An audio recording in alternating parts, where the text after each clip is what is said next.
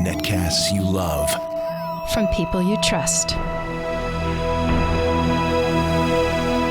This is Twit. Bandwidth for the Tech Guy is provided by CacheFly. CacheFly.com.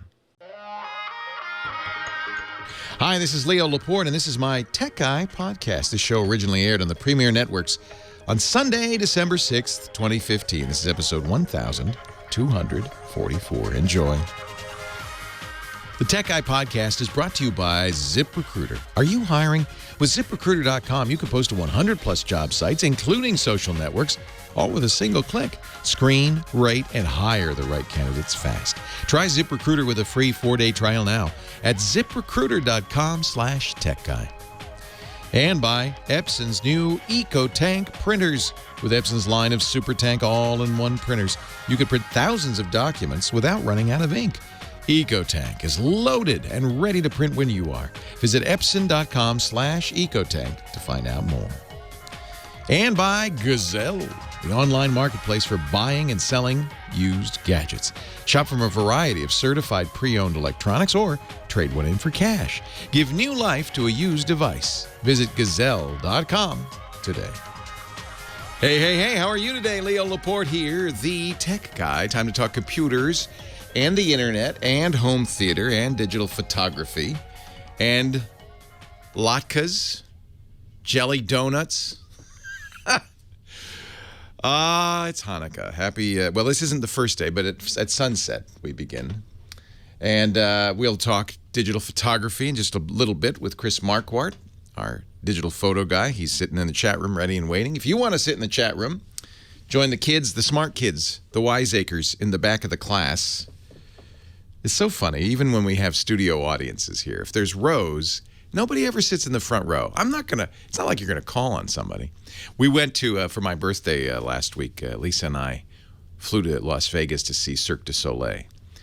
And she unwittingly, to me, she got us front row seats. And I thought, oh, I'm in trouble. But we managed to avoid getting pulled into the show, although many others around us did.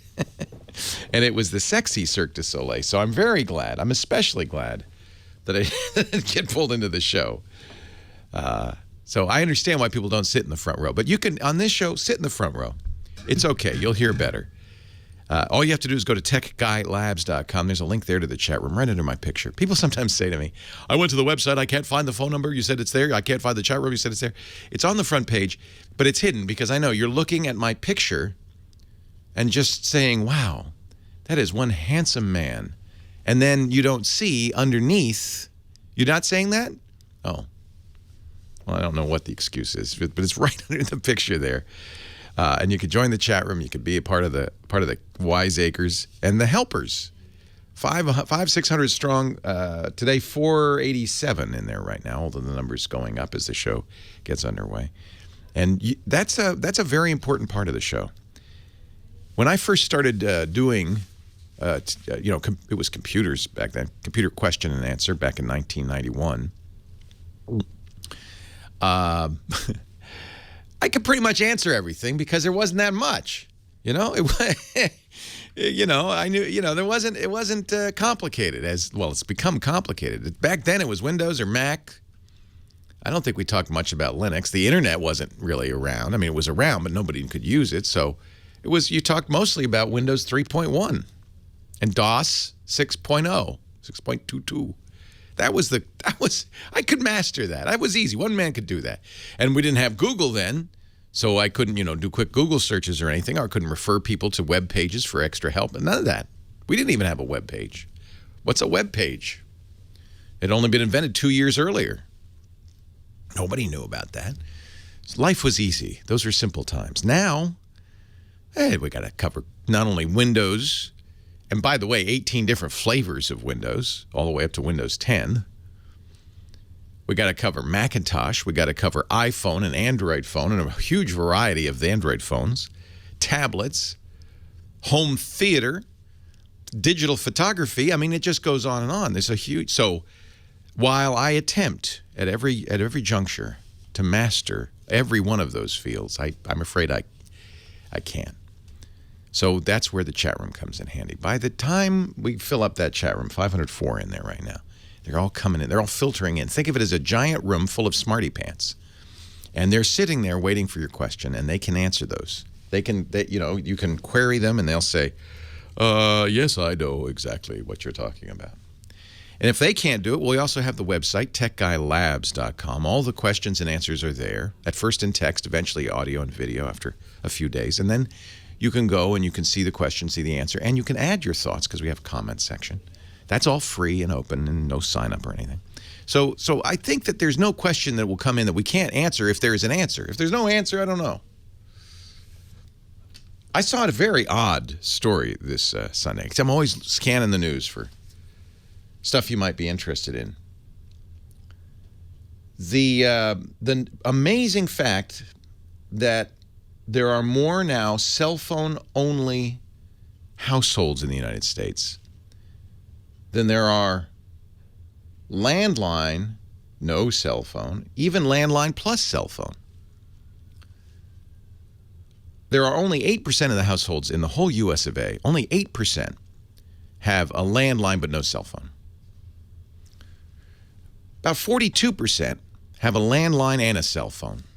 I would have thought that would be the majority. It's not. The majority, cell phone only. That's 47%. Almost half of all households in the U.S.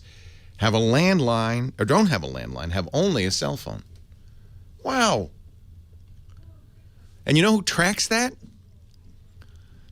Not the Department of Cell Phonology, not AT&T, the Centers for Disease Control, the CDC. And I guess the reason they've been tracking that is because they're always doing surveys to find out how healthy people are, what's going on. And they've had to pay attention to the fact that, and this is, pollsters are a little behind on this, that most people now are cell phones. Most pollsters, when they're doing those presidential polls, you might wonder, why do those numbers seem so strange? Well, because they're only talking to people with landlines. So it eliminates 47% of the populace, and mostly the young people, poor people, richer people. I don't know who it is. But what's really interesting is the people who are cell phone only are the least healthy people. What? According to the Centers for Disease Control and the National Health Interview, they do 40,000 households every year. And they talk to everybody, people without even any service at all. They come to your door. So one of the things they found out is that people who are wireless only, this is from the Centers for Disease Control, people who are wireless only are more likely to smoke. What? More likely to binge drink. What? More likely to be uninsured. You know why? I think those are younger people, right? That's what it really is. And it's sad to say, but I see a lot of people who should know better in their 20s, early 20s, young, sometimes they're teens still, smoking because they think they're immortal, right? And they say, oh, well, I'll quit someday. No, don't do it. Hard to quit. And they probably are, they're young, they're in college, a lot of them. Maybe they're binge drinking. Maybe that's why, I don't know. More likely but uninsured, yeah, maybe. It's a strange demographic. Partly related to income. Young adults living in rental housing are more likely to be wireless only. And they tend to be lower income because they haven't, they don't have careers yet. Well, also lower income households tend to be wireless only. It's probably less expensive to have a cell phone alone than a cell phone and a landline, for sure. I don't know if you could say there's a correlation between people who have only cell phones and risky behavior. Oh, you guys like to live on the edge. You with their iPhones there, you're dangerous people. But only 18% of adults living in landline-only households drink heavily, whereas 29% of wireless-only are binge drinkers. So there you go. I think it's one of those. What is the saying? Correlation does not equal causation. There's some correlation, obviously, but you can't say they're related. I guess there's some common point. Maybe they're young. Can you believe that 47% of all Americans don't have landlines anymore? Wow. We live in interesting times, and that's why I love doing this show, because that's what we talk about. We talk about the future, and the future is already here. Who said that great saying? The future's already here. It's just not evenly distributed. It's some people live farther in the future than we do, and I come from the future to fill you in on what you can expect. And that's what we do on this show. 8888 Ask Leo. That's my phone number if you want to make a phone call into the future. 888-827-5536. Toll free. That's a landline. Give us a ring and we'll talk.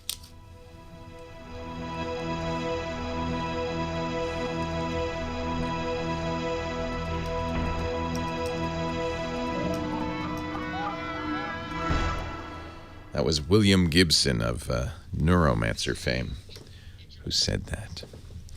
Leo Laporte, the tech guy.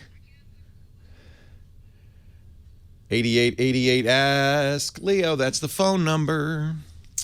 We are talking high tech, answering questions, taking your suggestions, your thoughts about anything with a chip in it. Heather Hammond, the phone ranger, doing double duty this weekend, Saturday and Sunday. Hello, Heather Hammond. Hello. Who should I see you've lined up a lovely bunch of people. Very good looking bunch of people. Aren't they? Yeah. Almost, I would say, sharp. Yeah. Sharp dressed people. Exactly. In their Sunday best. In their Sunday best, that's why, of course. Mm-hmm. So, and Chris is wearing a wonderful hat. A chapeau. However, yes, he cannot find, and he's wondering if you know where it might be, his watch. If you're blue and you don't know where to go to, why don't you go where fashion sits? Chris in Cupertino. Hello, Chris. Oh, it's Taco from 1983. Very good. Very good. Putting on the Ritz. I'm Leo, impressed. I need some help. Yes. I need some help. And that is, I have a Gear S, and you know, I thought those were quite nice. Do you like the Gear S? That's the one with the dial, right? Yeah, I don't use it for that. I had the original Gear, and I got the Gear S, and I just use it Bluetooth-wise. Okay. It's just easier, and I don't need all the call forwarding and all that good stuff. The problem is, I woke up this morning and I can't find it.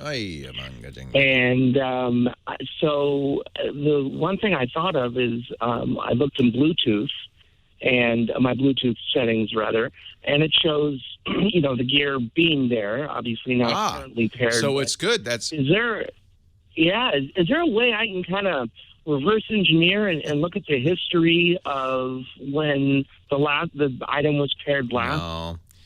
No. So you're saying it's not paired, so that means it's not within 30 feet. Although my experience with smartwatches, I've only worn the Gear S for a little while. My experience with smartwatches is they often unpair even when they're sitting right next to the phone. I don't know why. It's a Bluetooth thing. You just wouldn't understand. But there's no way to go back and see where that watch is. In fact, that's one thing that Android does quite well. You're not using Android, alas. Yes, I am. Oh, it isn't. You have the Gear S, the original, which is not Tizen but Android Wear.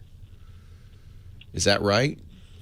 No, it's Tizen. Actually, it is Tizen. Yeah, so it's not Android Wear. That's one of the things Android Wear does well, is keep track of your devices. But I don't think Samsung's built that into the S. So the ability. So, for example, let's say I pair a speaker, right, an hour ago. Yeah. And it was unpaired an hour ago. There's no way of going into my phone and seeing the last time that speaker was paired, or in this case, the Gear S. Not that I know of. That'd be nice. That's a nice feature. But no.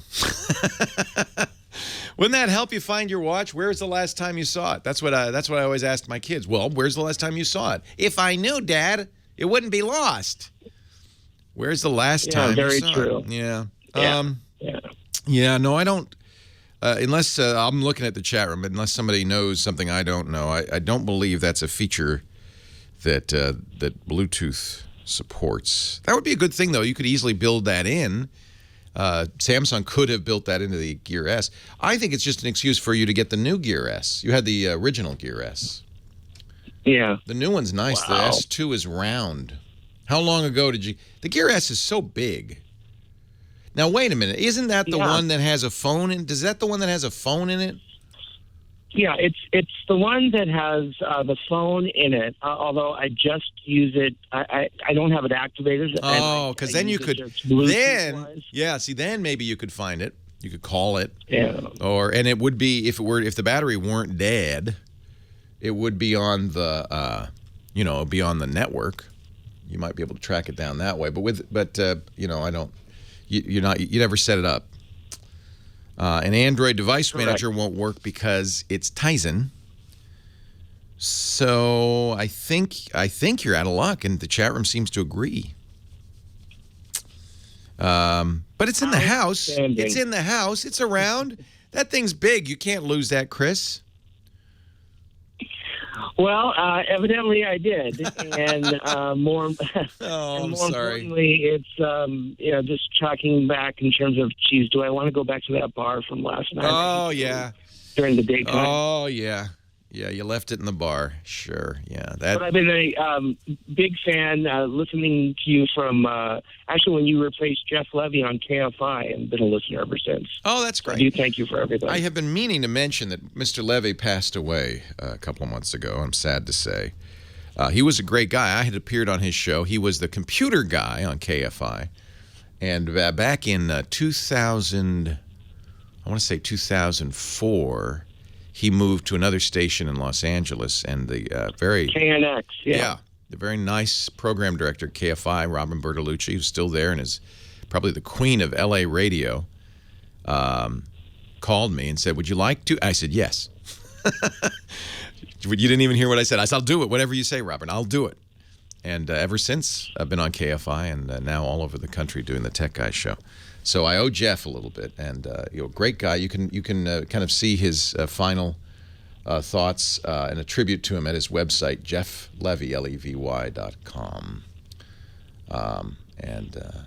Sad to say he's passed away. But Chris, nice to talk to you. If you're in Cupertino, you could just go next door and say, hey, I lost my watch. Could I borrow an Apple Watch? Actually, losing electronic devices in bars in Cupertino is a grand old tradition. Didn't the iPhone 4 get lost in a bar there? Somebody might out. Yeah, I think I was at the same place. Maybe somebody would find it and say, I found the new Apple Watch, and they won't even know. They'll be so excited. Chris, I wish there were a better answer for you. I'm afraid not, but it's nice to talk to you. It's the first time anybody's gotten up in the morning and called me saying, do you know where my watch is? So that is actually a lesson, maybe a word to the wise. They're easy to lose. If your systems have some feature that allows you to note the watch's location, turn those on. Does Android Wear do watches? Not you, Siri. To unlock your iPhone. I know. Oh, no, I wasn't. No. Oh. Siri's very sensitive. When I talk about other people's devices, she takes umbrage. Rob and Tarzana, Leo Laporte, the tech guy. Hi, Rob. Hi, Leo.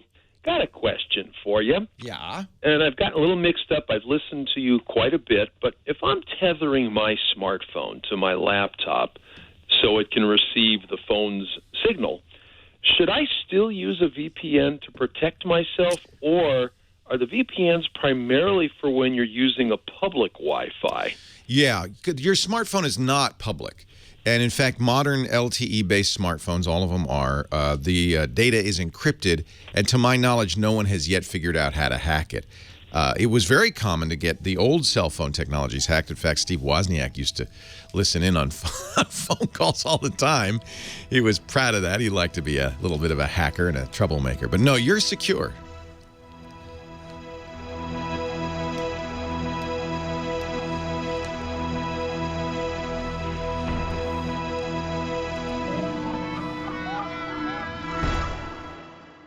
I want to talk a little bit about VPNs. Our last caller asked an interesting question. He wants to secure his internet conversations so prying eyes can't see what he's doing.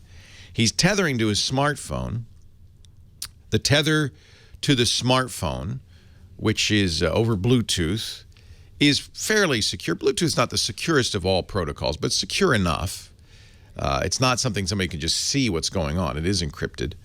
And then once you get into the cell phone, your conversation going from the cell phone to the cell tower is encrypted, and then it's on your carrier's network. At that point, it's on the public internet. And once it's on the public internet, as you probably know, it's not going directly to yahoo.com or the techguylabs.com. It's hopping through a number of servers, and all along the way, it's visible to anybody who wants to see it. It's one of the reasons a number of people, including especially Google, are promoting the idea of what they call HTTPS everywhere. Yeah, that's a stirring slogan. I want a button that says that. To geeks, it makes sense, but to the rest of the world, it's what? HTTPS. S is secure, and you know HTTP is what comes before a web page. So what they're saying is we want all internet traffic to be secured, to be encrypted. Currently, when you go to your bank or you go online shopping at Amazon or any other reputable store, you'll notice that your browser window says HTTPS all of a sudden, and you're in a secure environment. That means that the data coming from your smartphone through the Bluetooth to your regular phone, to the carrier cell tower, to the carrier, to the public internet, all the way to the bank is encrypted. The only people who can read that traffic are the people who have the keys at either end. Everybody else is blind to that traffic. That's what you want, especially if you're banking or buying, sending a credit card. And that's a very good system. It works. It's secure. There are attacks against it, but with a modern machine, you should be all right. You shouldn't have any problem with that. So the good news is more and more of that is encrypted. Gmail, for instance, all the way secure. Facebook, all the way secure. Facebook, of all things, completely secure. So the only people who can see your Facebook traffic are you at this end and Facebook at the other end, and nobody in between can sniff it, can look at it. Now, if you go to, my site, techguylabs.com, that's an HTTP site. And we have, because I don't feel like that's really necessary to secure that. There's no transaction at all. I'm not asking for any information. I don't take credit cards or email addresses or anything. You're looking at web pages. That's fair. What you're seeing is publicly available on the internet. Doesn't seem like that needs to be secured. Eventually we will, because that's the trend. Google even says you'll get better search ranking if you have a secure website, an HTTPS website. So eventually we'll do that. But there's no secrets being exchanged. So even if you were on a public internet, you're sitting in a coffee shop, so somebody sees you're visiting my website, that's harmless. A little less harmless with Facebook, right? Because if they could steal your Facebook login, that would be bad news, right? So it's good that Facebook is encrypted. It's good your email is encrypted. Make sure it is. Some older internet service providers may not do that. They want to encrypt not only the password, not only the login, but all the transactions. When you're reading email, it shouldn't be visible in a public Wi-Fi setting. But most places are, and you should look at the browser. You can see sometimes there's a padlock now. It depends on the browser. Apple has decided, I think mistakenly, to hide the HTTPS. They say, oh, nobody wants to see that. Yeah, we do. Yeah, we do. But there is still an indicator in Safari that you're in a secure site. So what about this VPN? What does that do, and why would you want it? People first learned about VPNs, virtual private networks, at work.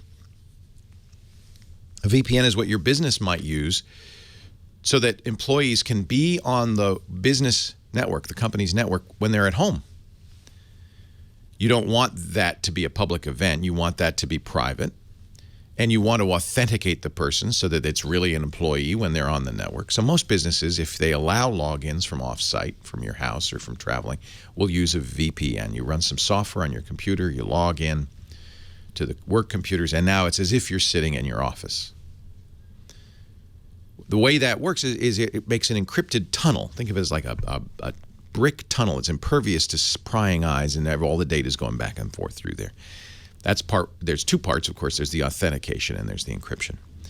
You can also use VPN if you'd like. There are third-party VPN providers who say, we'll provide a VPN service. You log into our service, and all of the information, even if it's an unencrypted thing, even if it's Leo's website, will be encrypted from your computer to our server. So nobody at a coffee shop can see it. And you could do that on your phone. You could run a VPN on your phone, but nobody could see it. The problem is, in order for you to contact sites like mine, you have to at some point be unencrypted. If you can't, there's no VPN on my website. You have to be on the public internet to see my website. So what'll happen is you'll emerge onto the public internet wherever that VPN server lives. And then you'll be on the internet. You're not anonymous, because in order to be at my website, I have to know what your address is. So you're not anonymous. There might be some anonymizing features, but that's not the main purpose. The main purpose is to hide what's going on up to that point and then go out on the public internet. So it's a very limited use, because you're still, if you're still on the public internet, you're just not. Mostly a VPN is useful nowadays if you want to look like you're coming from another country.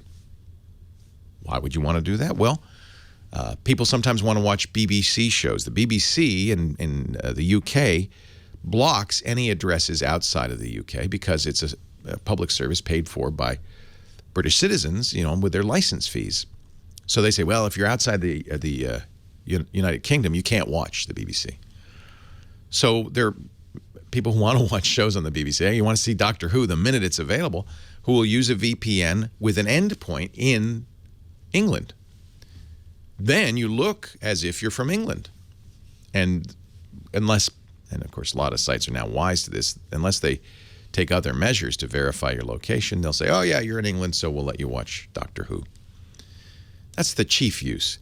There are downsides to VPNs. They can slow you down because, of course, there's an extra layer of encryption and an extra server that you have to go to. So sometimes they're not great for watching video, ironically. That's one of the things people want to use them for. VPNs are, I think, nowadays less important because, and it's really up to you to check, as long as the sites that you want to be private are HTTPS. They're secure sites, and that's probably true of banking, shopping sites. I hope it's true of your email. If you're using Google email or Yahoo email, it is. Check. It's easy to see in your browser, HTTPS.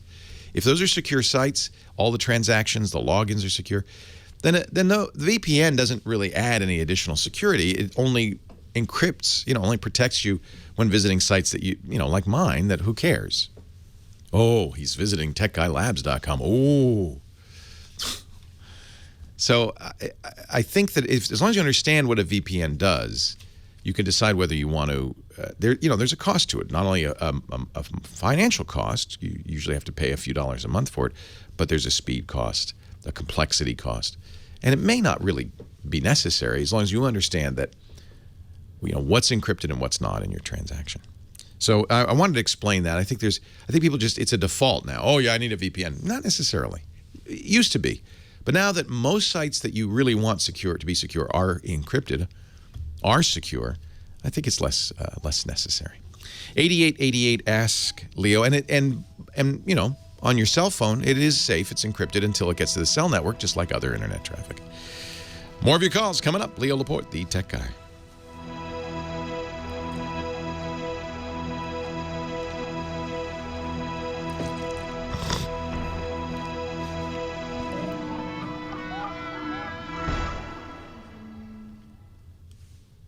Leo Laporte, the Tech Guy. Bet Ryan Seacrest never does that. Hits his microphone like that. He's a professional. I'm just the Tech Guy. 8888 Ask Leo. 888-827-5536. I was reading up on Ryan Seacrest because he's like me. He's a radio show host who works 20 hours a day. Just bought a $37 million house in Los Angeles, renovated by Ellen DeGeneres. Here's an interesting story I didn't know. This has nothing to do with tech, but Ellen DeGeneres apparently is a house flipper. Did you know that? No way. She loves fixing up houses and selling them. Did you get your nails done? Is that how you got all this intense? Yes. Done? How do you know? It's such salon and another thing. I got the latest Gwen Stefani gossip, but we'll save that for later. 8888 Ask Leo. This is not a gossip show. In fact, one of the great pleasures of the Tech Guy show, in this day and age when the news is so grim, and there's so much stuff, gossip and bad news, and just floating all around you, this show we ignore the outside world. This show is hermetically sealed. We talk about tech. We just talk about tech. And it's always good news. It's always happy, happy, joy, joy, because it's the toy store. So if, I know a lot of times you turn on the radio, I don't want to hear more bad news. But no, this is the happy, happy, joy, joy show. Nothing but good news. Greg in Conifer, Colorado. Ooh, I bet that sounds piney and snowy. It is piney. It is snowy. How you doing? I'm great, Greg. How are you? Fine. Hey, so because of you, per my wife, this is entirely your fault. I bought quite a bunch of Ring doorbells, Ring.com. Oh, nice. And, fantastic. They were great. I took a couple to my dad down in Turlock, California, for an early Christmas present. So this company is a sponsor of the podcast, so I should mention that up front. They make a doorbell that has a camera and a microphone, speakers, and you can monitor it not just from home but from the internet. So right. But my dad is 93, and he loves the device. The problem is, he, and you and I have discussed hearing problems a week or two ago. He is a little bit hard of hearing. Right. And there are two tones that the Ring doorbell will generate on your phone. He has an iPhone. One is the ding dong when somebody presses the button at your door. The other one is the alert when the camera senses motion. Right. The alert tone, that little jingle thing, is out of his range of hearing. Yeah, it's high pitched, isn't it? It's like a little yeah. Like it kind of reminds me of snowflakes for some reason. Yeah. Anyway. Is there a way to hack the software on the phone? Yeah, because they don't, and I think this is a failing, and I will mention this to the Ring folks. They should allow you to assign different sounds. Right. And another reason why is everybody in the offices here has it. So when somebody's at somebody's doorbell, we all hear the same, we all have the same sound, so we all pick up our phones going, is somebody at our door? And then it's Mike. Oh, no, it's Leo this time. No.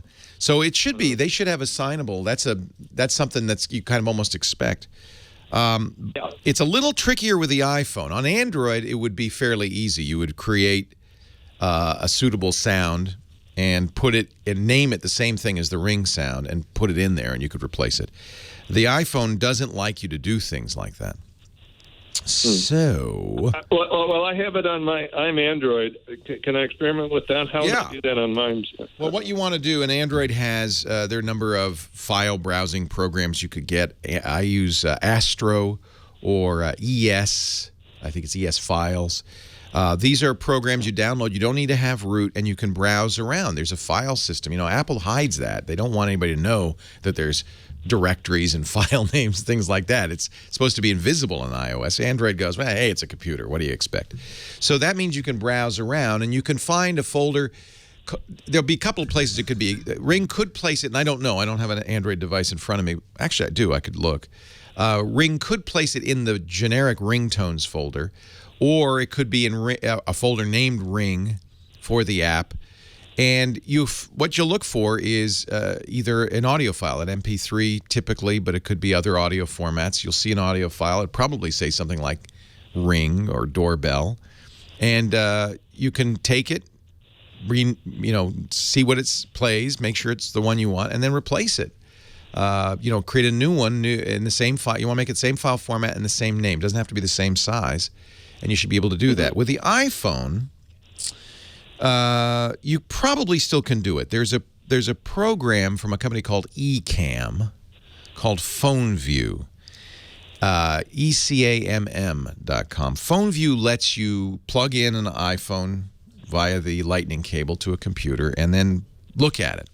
And you can't browse all the folders, and you may not be able to modify all the folders, but you should be able to see, or you might be able to see anyway, what those sounds are and where they're stored, and do something similar to Android. I can't guarantee it, though. Remember, Apple has a very different attitude towards you messing with your phone.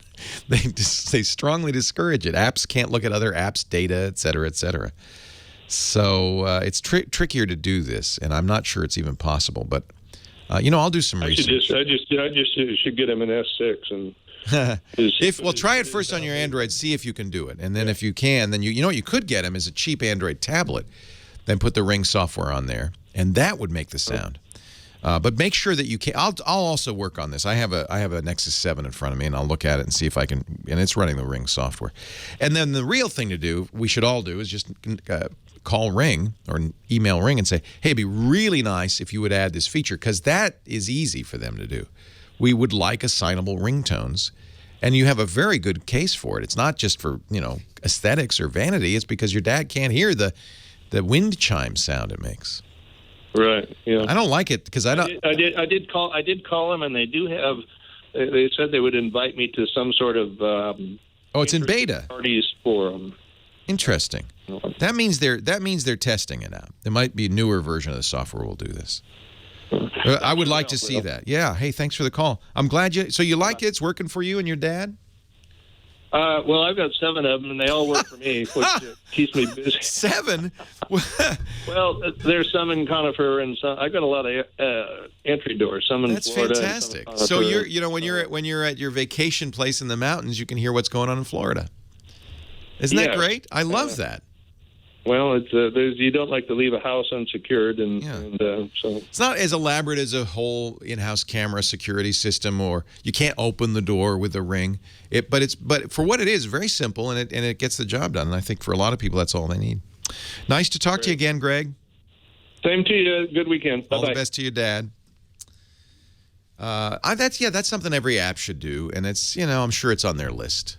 You should be able to change the sounds it makes. And on an iPhone especially, that's something the app has to do because it's not so easily done for yourself. I want to remind you that we're online at techguylabs.com. Yes, it's not secure. It's not hard to secure a website. You have to buy a certificate, and then you have to do some magic at the server side, and then it's secure. The podcast site, we decided when we redesigned the site not so long ago to make that secure, twit.tv. I mean, that doesn't need to be secure, but Google likes it, so that makes me happy. Leo Laporte, the tech guy. Our podcast today brought to you by those good folks at ZipRecruiter. This is an important part of running a business, that maybe even the most important part of running the business, that's challenging, but gosh, it makes such a difference. Hiring the right person. If you own a business or you're in HR, you know that the right person can transform a business, can be such a boon. The wrong person can bring a business down. So it's important that when you're filling a position, you get to as many people as possible, because that right one it's like a needle in a haystack, but ZipRecruiter helps a lot. That's what we use. ZipRecruiter.com/techguy to find out more. ZipRecruiter, when you post there, will post to 100 plus job boards with one click of the mouse. They also will match your request with 6 million current resumes in their own database. They'll also post to Twitter, Craigslist, all the social places. So you're really reaching out to the maximum number of people, because you don't know where that great employee's hiding. And then you may say, well, I don't want 1 million applications come into my inbox. Don't worry. They're not emailing you. They're not calling you. All of the applicants go into ZipRecruiter's very easy-to-use interface, so you can quickly screen out the ones that just are non-starters, rank the rest, and hire the best person fast. They also give you all sorts of tools for onboarding new hires. It really is like a little mini HR in a box here. Benefits and all of that. I love ZipRecruiter. It's been used by over 400,000 businesses. And I've got a free deal for you. Post once, within 24 hours, you'll watch candidates roll into that easy-to-use interface. We got an email from Dan. He's a happy ZipRecruiter client. He wanted to tell us, he said, quote, the hardest part about running a business, when you need to hire, you have to spend extra time recruiting and you're short-staffed. That's true, isn't it? But with ZipRecruiter, I've gotten quality candidates within 24 hours of posting a job. ZipRecruiter's website makes this process so much faster by letting me manage candidates in one place. It is really great, and I want you to take a look at it. If you're responsible for hiring, if you're in the HR department, or you run your own business like I do, ZipRecruiter.com/techguy. ZipRecruiter.com/techguy. It is a great service, and I've got 4 days free for you, which is probably enough to find that new employee. Easy peasy. Lemon squeezy. ZipRecruiter.com/tech guy. Well, hey, how are you today? Leo Laporte, the tech guy here. Time to talk computers and the internet and home theater and photography. Yes, our digital photo guy, Chris Marquardt, joins us in about half an hour. Talk about our assignment and, I don't know, something interesting. He does a lot of photographic myth busting and mostly just kind of gets you out there with your camera, which is always a good thing. We'll also talk about smartphones, lots of smartphone conversations, smart watches. I got them all. Got every phone, every watch, so I could talk about those. I thought, have you ever done this? I thought I bought a BlackBerry Priv. I was sure of it, but I have no record of that. I guess I should go through my credit card statements. But I went to the BlackBerry site. I thought I went through the whole process. I'm pretty sure I pressed the buy button. In my mind, I did, and it said November 30th. And, well, I thought, well, it should be here by now, so I couldn't find an email from BlackBerry. I couldn't find any evidence that I bought it. Have you ever done that? It's like I must have got right to the very end and then forgot to press buy or something. Now I feel like I have a temporary reprieve. Should I still get the BlackBerry Priv? It's BlackBerry's first Android phone. It's apparently a very nice, simple Android version. Has an excellent camera, might be one of the best cameras on the market today, very close to it if not, and a physical keyboard, one of those great BlackBerry keyboards, which I miss. I love. But it has been a long time now. We got used to touching, typing on glass, swiping on glass for some of us. I've gotten pretty good with this swiping thing. You know how, some keyboards allow you to, instead of tip, tip, tip, tap, tap, tap, tap, just trace the word without lifting your finger off the screen. And those are quite, if you get used to it, you can be quite speedy with that. I guess I have to buy it. I have to buy it just because, but the problem is I don't know if I did, and I'd hate for a second one to come. So I have to figure out somehow if I've bought that BlackBerry Priv, and if I did, and if I didn't, I guess I'll get another one. I feel like I should. I feel like I should review it. Did I? Reverb Mike says he watched me buy it on the air. Did I do it on camera? I should go back and look at the tape. Don't you wish that sometimes when you're in an argument with your wife or your husband and they say, well, no, you said, don't you wish you could say, well, let's check the tape. Let's roll back. I guess that's why the one reason it'd be good to be a Kardashian. You could always say, well, let's check the tape. We've got video. We could see what you said. Dale in Palmdale, California. Thanks for your patience, Dale. Leo Laporte, the tech guy. Hi, Leo. How you doing? I am well. How are you? Doing really, really good. Good. Got a question for you. I've got an Android phone, and I've got a driving mode where I can answer the phone, like when I'm driving down the road and send text messages and all that. I just bought my wife the new iPhone, the S Plus, and I was wondering if they have the same thing for the iPhone. Yeah, it would be really nice if the iPhone would say, oh, I see you're moving at more than 10 miles an hour. You're obviously not walking.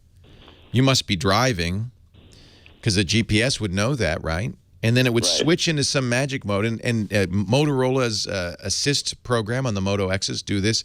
There's a program on Android called Agent that does this. If you pair it to your car via Bluetooth, or if it can tell you're moving, it will go into this mode where you can either say, I don't want to hear the phone ring and I don't want to hear any text messages.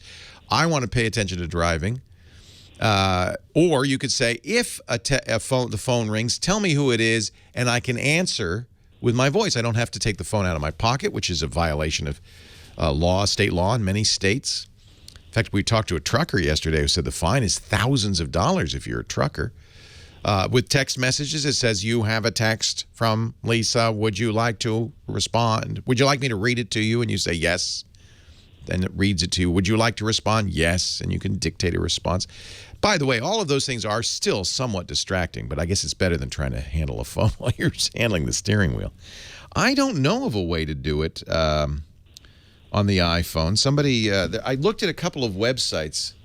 The problem really is that Apple is stingy with access to those metrics. It doesn't allow, and this is, Apple's doing this out of security, which I think is not an unreasonable point of view. It's certainly what, people understand that when you get an iPhone, that's why you get an iPhone, because Apple's going to really lock it down. And so third-party applications, for instance, can't do as many things on an iPhone as they can do on an Android phone, including, in most cases, accessing things like the GPS and the Bluetooth to know where you are. So there are a couple of websites. I'm looking at drivesafe.ly. But you see, it's Android or BlackBerry only.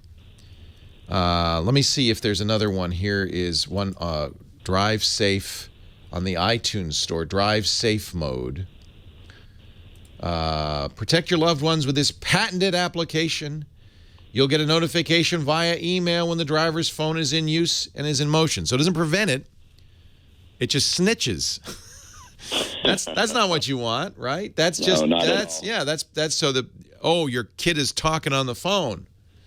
But the fact that it can do that maybe indicates it's possible to do what we want, which is to treat us like adults and either, allow us to turn off that feature or talk to us. Well, does Siri listen to you as you're driving down the road? As far as can you say? On the new one, it does. So yeah, my experience has been that it's not. So you can, on the new one, you could iOS 9 and the iPhone 6s. Hey Siri. Okay, now my iPad woke up, but my phone didn't. So that's the problem, and you end up spending a lot of time going, hey Siri, hey Siri, hey Siri. Yeah, by that time you've lost it. And that time you've plowed into somebody, So, and it doesn't allow you to answer phone calls. Hey Siri would let you do things like send a text or call somebody, but if your phone's ringing, you can't say, hey, wake up and answer it. And I'm afraid, as far as I know, that's it. You can, of course, tell the phone, do not disturb, but you have to do it manually, so you have to remember when you get in the car to turn it on to do not disturb. I think this is something Apple should address, and it may end up being that it has to be an Apple app, because Apple really is reluctant to let third parties access those additional, features, the information about what's going on. Yeah, because I was seriously considering actually switching from my Samsung Note 4 because I was going to upgrade, and I was thinking of going to the the iPhone. But that was one of the features that I wanted, and the reason why I was considering it is because Samsung has now basically made their phone like an iPhone. You can't change the memory, you can't upgrade the memory, and you can't change the battery anymore. So, right. Everybody's going that way. I'm sorry to say, because you get a more attractive design and you can have more battery, because in order to have a removable battery, you have to wrap it in something that takes up space that could be used by actual battery. I don't know why Android phones have stopped using SD cards. I think it's because Google encouraged them not to. Although I noticed Motorola, which was a Google company and did not offer SD cards, additional memory, has now in their new ones allows you to do that. So they're rebelling against their former masters. I don't know why Samsung's doing it. Modern Android devices, Marshmallow and even Lollipop before it, handled SD cards fine. There used to be a problem. So, by the way, I apologize to the 10,000 iPhones I woke up by shouting. I have to use a new name for, I should call her Shlomo or something. That's my friend Andy does. I think, if you're the kind of person that is looking for features like that, the iPhone is less desirable. You really can only do what Apple lets you do. But the trade-off is much better battery life. My iPhone 6s has no trouble getting through I have the 6s Plus, the bigger one, no trouble getting through a full day. And arguably better security, although arguably. Leo Laporte, the tech guy. And what was Shlomo's response to all of that? Because I have the iPad Pro plugged in, so it says, hey, Shlomo, okay, now my iPad woke up, my iPhone did, so that's the problem. You end up sending a lot of time. Hey, S, are you S? Who, me? Thanks. 8888 Ask Leo, that's the phone number if you've got a question, a comment, or suggestion. Happy Hanukkah to those of you celebrating this evening. Still looking. We looked during the break. I looked during the break with the help of the chat room for solutions for iPhone. And while there seem to be some hardware solutions that will kind of design mostly for teenagers to prevent them from using their phone while they're driving, I don't know of any. And this would be a really great thing Apple could absolutely add, especially since there is now a motion coprocessor in the newer iPhones, the 6S iPhones. They are able to be in a low-power mode. This is what the Moto X did. It was brilliant. And a second processor is running in this low-power mode, not the big processor, just a little baby processor that only monitors things like motion and voice. And it can do that in a low-power state without killing the battery. By the way, this is, there's two reasons. As I mentioned, there's two reasons why Apple doesn't do stuff like this. Security and battery life. They really want to limit third-party applications' access to stuff. For instance, the new iPhones have an NFC chip, that near-field communication chip that lets you tap a cash register, a point-of-sale device, and pay for it with Apple Pay. Android's had these for years, and they could do so much more. Your NFC chip can be tapped to a sticker on the wall and load a web page or check you in.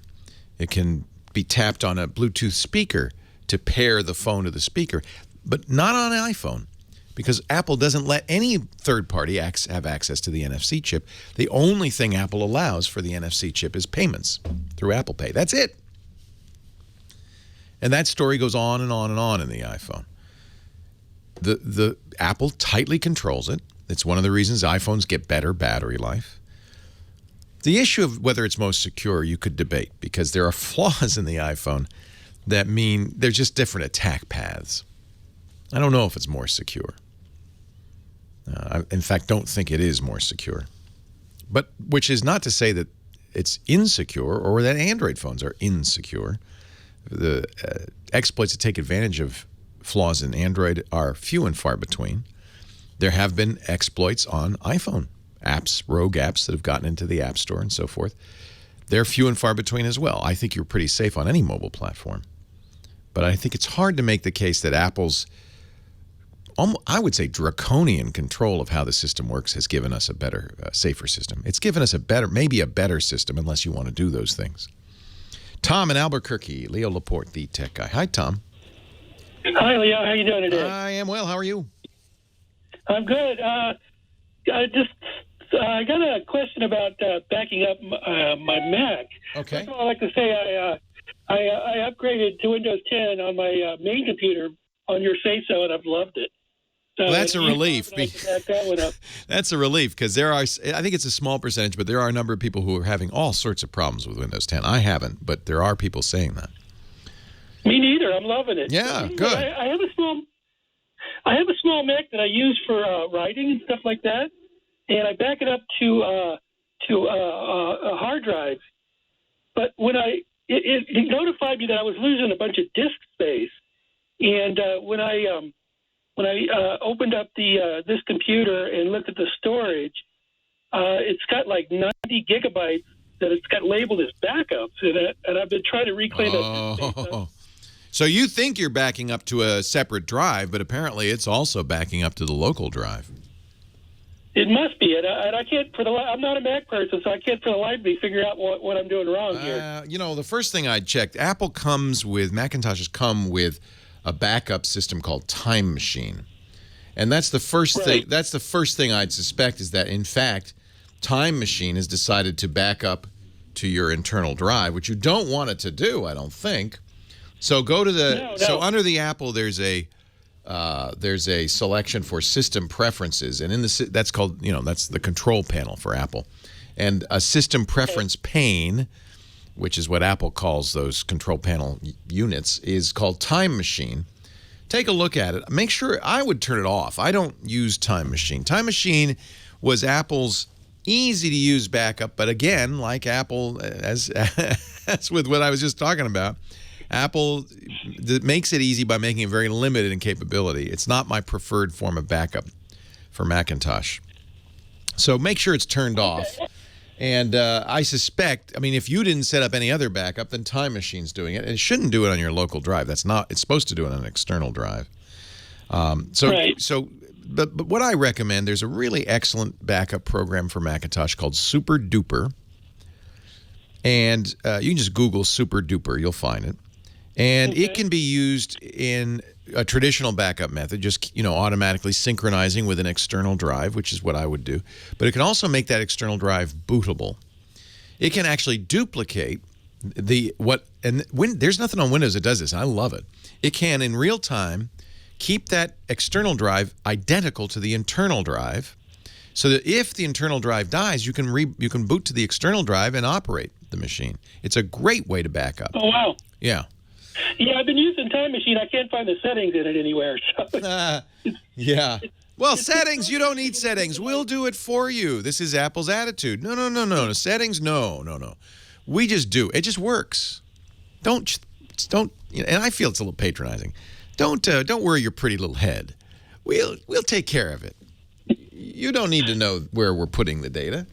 Time Machine is supposed to store to the local drive. It's supposed to store only to an external drive. That's why every time you plug in a USB drive, Time Machine says, oh, you want me to use that? I'll use that. I could use that. I could back up to that. You want me to back up to that? And I always go, no, go away. Okay, but how would I go about deleting those files that are on the... I can't find those either. Yeah, I don't know. I should probably know this. I don't know what Time Machine calls those files or where it stores them. It may not even store them in a visible place because, again, Apple doesn't want you to accidentally delete those. So let me just look up where Time Machine backs up files. There are a couple of programs you could use. Maybe this is what you want to use. Is Disk Inventory X is a free program I love that will show you in a graphical way the blobs of data on your hard drive. You'll see a big blob that is these backups, and it can identify them and help you remove them. So Disk Inventory X is a really nice tool for Macintosh. Okay. There's similar tools on Windows. In fact, all computers have a similar tool. It's a graphical display. The reason that's useful is you could see where a lot of, what kinds of files are taking up a lot of space. And if you're running out of space, it's very handy. I'll have to do some research. You can Google, where does Time Machine put my backup files? What does it call them? It'd be my guess that Time Machine, given that it's Apple, it hides it. I'm looking at it right now. Yeah. I'm not sure how you'd clean that up. It seems as if you turn off Time Machine, it should delete those, but Apple may not let you do that because, well, Apple doesn't want you to do that by accident. Let me look, and I'll get you an answer right after this. Leo Laporte, the tech guy. Yeah, that's why. If they're visible and you delete them, then Time Machine goes, what happened? What happened? Speaking of vision, our photo guy is here, Chris Marquardt. He is a professional photographer. He does workshops at discoverthetopfloor.com, and he is the devil incarnate because he is working on me. He's wearing me down to buy a new camera. Here we go. And I'm very happy with all my digital cameras, but he says, but wait, Leo, what about film? It's a thing I've been really diving into for the last almost 7 years now. Next to shooting digital, whenever I'm paid for shooting, I usually do it digitally. But when I shoot for myself, most of that is on film, and it's just a bit different. So, we've been kind of briefly talking about this over the last few weeks, and now questions have actually come up. People are starting to get a bit of an interest there. Tell us briefly why, in this day and age where we have incredible digital cameras that do amazing jobs, why would we even consider the cost, the hassle of a film camera? Well, first of all, it's not for everyone, okay? So don't feel bad if you don't. Are you a hipster? Or do you have a record player and a collection of vinyl discs somewhere totally, hidden? and a typewriter. Yeah, sure. No, I don't. No, but it slows me down. It kind of makes me think about photography more, and it forces me to do a few things that I really don't really have to do anymore, like doing the light metering myself, because old cameras might not have a light meter. But it really teaches me a lot, and I come back to digital photography with a much deeper understanding because the old technology kind of forces me into it. So that's one of the reasons. There are many, many reasons, but let's not go there because that'll take ages. I could talk for hours on just that. But the question has come up. A few people want to know, hey, what do I do? I mean, I wanna at least kind of revive an old camera or maybe buy a used one. You can get them for a really cheap price nowadays. Yeah, I mean, because nobody wants them, right? You can get an old SLR for $10-20 and it'll probably even be in good shape. So just a few things to look out for if anyone's interested. A few things to look out for when you want to buy an old or used camera. Maybe some dealer in the vicinity has one in the shop window, or you hear from someone in your among your relatives. They might have found one up in the attic or down in the basement. So a few things. Here's one, by the way. I'm using this as an example. This is an old Zeiss Icon. Oh, isn't that cute? Medium format camera. And the things I would be looking for are, for example, just optical things. Like, is the leather okay? It doesn't really matter if it's not, but it's an optical blemish. Cosmetic. Okay? So yeah. It's cosmetic. Some dings, leather coming off. Not a biggie from a functionality point of view. Many of my old cameras look horrible in that respect, but I don't really care because I like to play with the technology. Look at the lens. That's another one. The lens should be clear. If you open up the back and look through, it should be clear. Some lenses might have dings. Dings aren't as bad as another thing that you might find in an old lens that has been sitting in a wet basement for a long time, and that is fungus. You know how the fungus lens? Yes, the lenses are sometimes lenses have elements that are glued together, so it looks like one piece of glass, but it's actually two, and that glue in between those two pieces of glass sometimes is pretty yummy for some kinds of fungus. So you will see they look like spider webs going through the lens. That is something to avoid. So have a look at the lens. Another thing are light seals. Now, if you open up a camera, if you open up the back of a camera, obviously one of the purposes of that back is to keep the light out. All right. So along the edges, there are light seals, and if you look at older SLRs, let's say one from the mid 70s or early 70s, they will have light seals made of foam.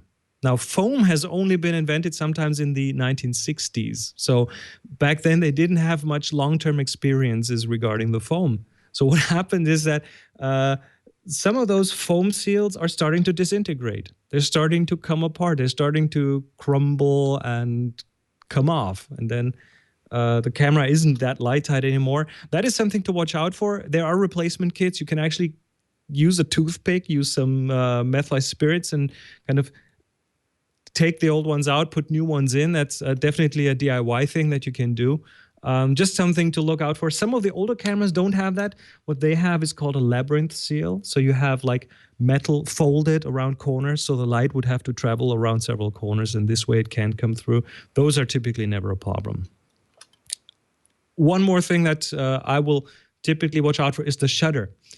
The shutter is a fully mechanical thing in these old cameras. So what you get is, for the longer shutter speeds, and let me just give you a sound example here. For a longer shutter speed, this is 1 second.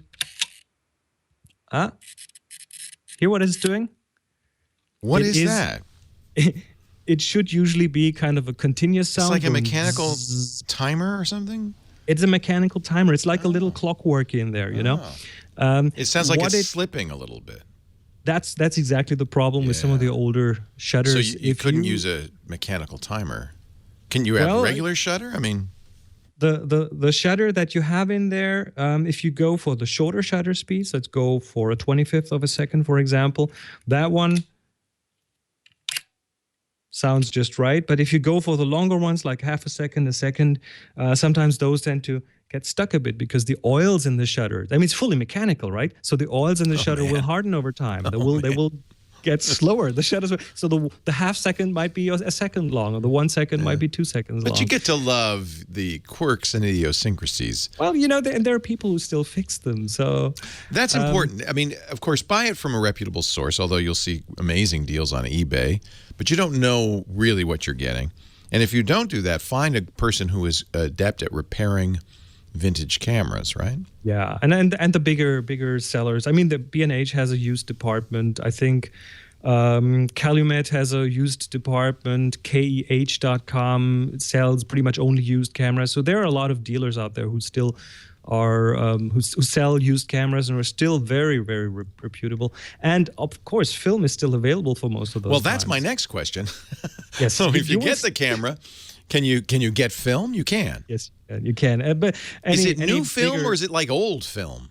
No, it's new. The Kodak still makes film. Still Fuji still makes film. Okay. There's still a lot of manufacturers who make film. Do we think they'll continue to do so, or is this just like the last vestiges? Oh, I'm pretty sure we'll have film enough of for a at market. least 20 more years. Okay.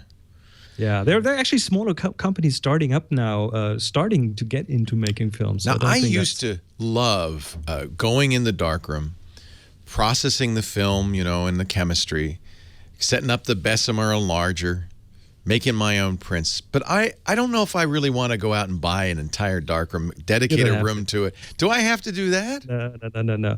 If you shoot color film, there are still plenty of labs who do develop that. You can bring it to your drugstore. They will still have a way to develop film. The drugstores usually collect the film and send it to a central lab, and then it comes back a day or two later. So color negative film, never a problem. Even black and white film, you should be able to get developed there. It's more fun to do it yourself, but there's totally no need to do that. There will still be enough labs out there who can do that service for you still a decent price. I mean, I told you this guy. The cost of a new digital camera. This guy's the devil. Chris Marquardt, he's at Discover the Top Floor. Our assignment in one word, what?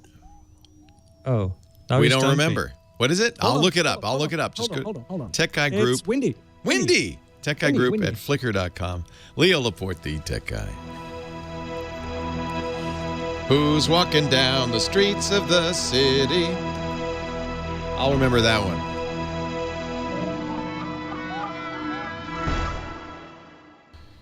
Leo Laporte, the Tech Guy. 8888 Ask Leo. If you get a film camera, let me know. I guess what people who shoot film have told me to do is there are labs you can send it to where they will send you back a CD or a digital link that you get the digital file. They develop it and they scan it. So now you have a digital version of that film picture, but it has all of the quirks of film. Crazy. He's the devil. 8888 Ask Leo. That's the phone number. Kurt in La Habra. Hello, Kurt. Leo Laporte, the Tech Guy. Hi. I've talked to you before, and I'm a blind person, and I still have just a regular old cell phone that does not talk, which I don't like because I can't even call people and stuff if I don't actually know their phone number. Right. Even though it's supposed to work. I have about $200 or a little more, and I want to see about getting a smartphone that talks. And I'm glad I listened because I do want one, hopefully that's Android, and hopefully that will take SD cards. Ah. And so I'm glad I listened to the earlier part of your show about when you mentioned that right. Some places aren't using those anymore. It's a constantly moving target in this business. Everything changes every minute. So right. Because you're blind, you're looking for good accessibility. I should point out that iPhones probably have the best accessibility out there. But of course, you can't put an SD card in an iPhone either. Right. I do want to avoid Apple if I can. Okay, you can. Android phones do have good accessibility features. I'm not blind, so I'm not probably a good person to judge which is better, or if one is better than the other. But certainly, both companies pay attention to this. The $200 price range. The thing you need to understand is the cost of the cell phone is far more than the face value of the hardware. Because as soon as you buy a cell phone, now you have to get a monthly plan that includes data as well as phone. And that's going to, over the 2-year period that you'll be signing up for, and that's how they still do it in many cases, that could be $1,000 or more. Well, okay, I want to go through like Metro PCS or somebody that has, you know, a month, same charge every month kind of thing. I am going to recommend, so a lot of times the phone cost is obscured because the phone companies will subsidize the phone. All phones are $200 because they add the rest of the cost of the phone, which is usually about $700. They add that to the bill. And they hide it, and they lock you in for 2 years. That's changing, by the way. T-Mobile really changed that by going month to month and saying, look, you're going to pay the full price for the phone, but at least you know what you're paying. If you're not getting a subsidized phone, getting a phone under $200, of course, isn't going to give you a state-of-the-art. But there's one that is really good, I think you'd like a lot, allows you to add an SD card, is a fairly pure version of Android, plus some very nice features. It's from Motorola. It's called the Moto G. Moto G. Its list is $180. That's out the door. It's unlocked. Now you're going to have to talk to Metro PCS and say, will you support the Moto G? I bet they will. But, but you'll have to check with your carrier, make sure. This is what we call an unlocked phone. It's not locked into any carrier. That's great. It's a little smaller than your typical big phone, and that for you don't mind, in fact, because you're blind. You don't care about the size of the screen. You'd prefer to have a smaller phone, I imagine, because it's more pocketable. Yeah. Because it's a Motorola, it does all those nice things like you can say, you know, send a message. When people call, it can announce the caller's name. You want that. It can you can pick up by voice only. It does a lot of stuff voice only. And it's got the feature we were talking about earlier, the Moto Assist, where if you're driving, it knows. I guess you probably don't drive a lot, but if you're I haven't lately. If you're driving or you're in a meeting, I use it in a meeting. It will silence itself automatically, or it will say, "I'll take a message and send a text out." It's very nice, very handy feature. So Moto G is an excellent choice. If the Metro PCS doesn't support it, I know Ting, which is one of our sponsors, does support it. Ting is very similar to Metro PCS. It's a low-cost MVNO. They resell both Sprint and T-Mobile service. And you might even go just directly to T-Mobile. They're very affordable these days, but you can shop around. I would think anybody is going to support the Moto G. It's a very nice, simple phone at a great price. Highly recommend. In fact, I love that phone. I think that's a great deal. Okay, that's great. And I know if any of your other chat room people have any suggestions, but this one sounds exactly as a starter. And of course, it does talk, right? And so it does talk, and it listens. You can create a. The nice thing about Motorola is instead of having a phrase that everybody uses, I made my wake up phrase, "Help me, Obi-Wan Kenobi," and the nice thing about that is it doesn't go off by accident. Because nobody's saying that anymore. Actually, maybe that's going to come back. Could you make it your own phrase? And that's a nice feature. I really like these Motorola phones. Somebody's telling me it's $99 now. They're doing a sale, so it's even more affordable. Well, that sounds wonderful. Yeah. You're making it sound better and better, sir. Yeah, Motorola did a nice job. They have the high end, $400 Moto X. But they've made a value phone, the Moto G, that is very, very good. And in fact, really the only knock on it is the screen, which you don't care about. No, I don't. So I think this is a great choice. That's wonderful, and I really appreciate your input, and have a very Merry Christmas, sir. Thank you. You too. I really appreciate it. Okay. Thanks a lot. Bye-bye. Jim in Orange County, Leo Laporte, the tech guy. Hi, Jim. Hi, Leo. Long-time listener. Love your show. Thank you so much. I'm in the process of leasing some retail storefront space, and I'm learning that the phone company and the internet service providers charge an arm and a leg for business service. Business service, baby. Yeah. If AT&T sold gasoline, they would ask you whether you were a business or a retail, an individual, and gas would be 4 times as much. Isn't that crazy? It is. But the building we're looking at, they have AT&T DSL, which everybody in the building says is horrible. It goes out all the time. And it's max 3 up, 3 down. Oh, it's terrible. Megabytes. Oh, it's terrible. And I called DSL Extreme and places like that, and they said they can't do any better. And by the way, that's because these independent. This is a good system, and the FCC did the right thing for us with for some reason with phone calls, phone companies, not with cable. They allow third parties to use the phone company infrastructure to provide internet service. So it's not just AT&T. AT&T owns the wires, but they're required by law to allow DSL Extreme and other independent internet service providers to put equipment in their office and offer you service. But they're buying it from AT&T. So you see, they're kind of at the mercy of the incumbent phone carrier. So you may not get a better deal. The pipe coming in is only so big. It's AT&T's and DSL Extreme. Sometimes I've had them negotiate better speeds, but sometimes not. So we have to take a break. Can you hang on through the top of the hour? Because I want to help you with this. But choosing your internet service for your business is a big deal. I'll tell you a little bit about what we go through, because we need a lot of bandwidth. But first, this word from your local station. Leo Laporte, the Tech Guy. Hey, let me talk a little bit about our sponsor today on the show. We really love Epson. You just heard the Epson ad. I'm all in on Epson. Epson's in every nook and cranny of my house and my business. And I tell you what, these new EcoTank printers make me even happier. Go to Epson.com/EcoTank to learn more. The idea, and one of the reasons Epson wants to kind of reach out to potential Epson owners is to understand why this is such a good idea. The idea is the ink comes in the box with the printer. So I think we can grant that these are the best printers ever. I mean, these Precision Core printers, 40 million drops of ink a second. They're silent. They're beautiful text, about 3 pages a minute on my Workforce Pro printer. You get high-speed, vivid colors, laser-quality black text. You get 2-sided printing, 30-page auto document feeder.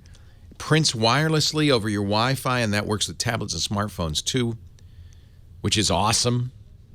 I mean, I can go on and on. I can scan to my Google Cloud as well as my computer. I mean, there's so many nice features here. And these new EcoTanks, they come with the ink in the box, loaded and ready to print, like the ET4550. It comes with 8,500 color pages, 11,000 black pages, or some mix thereof, about 50 ink cartridge sets worth in the box. And when it's time to reorder, the economical and convenient bottles or bags make it really simple and big money savings. Epson.com/EcoTank to learn more. Great printers, great value, and they come with the ink. So you don't have to run to the store or get more ink in the middle of a print job. I'm a big fan. Epson.com/EcoTank. Transform the way your home, office, or work group prints for the best combination of ease and value. Turn to the new Epson EcoTank printers. EPSON.com/EcoTank. And we thank Epson so much for their support and for bucking the trend in the industry and making a great printer. A great printer with all the ink in the box. Well, hey, how are you today? Leo Laporte here, the Tech Guy. Time to talk computers, the internet, home theater, digital photography, smartphones, smart watches, all that jazz at 8888 Ask Leo. That's what we do each and every week at this time, at this place.